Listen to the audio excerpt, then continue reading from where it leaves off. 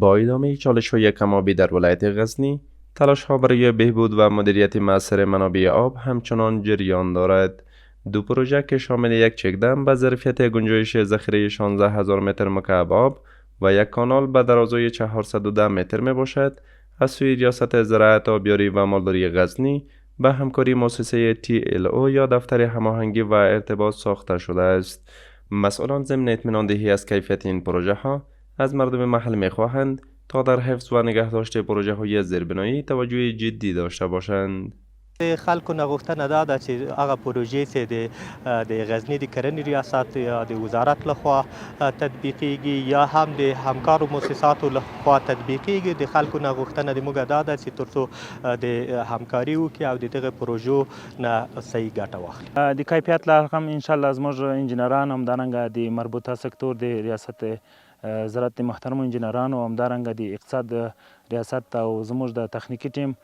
په ګډه هڅه سره انشاءالله دلته موږ تخنیکي ټیم درلودی او هغوی وخت په وخت باندې له پروژې نه نظارت کاوه. نو انشاءالله د کار له کیفیت نه ډاډمن یو او انشاءالله خلکو ته اطمینان ورکوو چې انشاءالله زموږ د پروژو کیفیت په لوړه کوالیټي سره ده.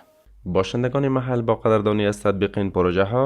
آن را در بهبودی وضعیت زراعت و دسترسی به آب مؤثر دانسته و خواهان تطبیق پروژه های بیشتر در بخش مدیریت آب، ساخت سرک و صحت در این ولسوالی هستند. مشکلات د اوبو مشکل لرو، د کلینیک مشکل لرو او د لارې مشکل لرو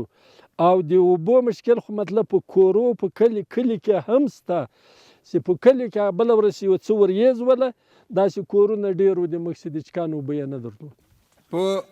ولس کې دومره توان نسته، خلک مضاعفه دي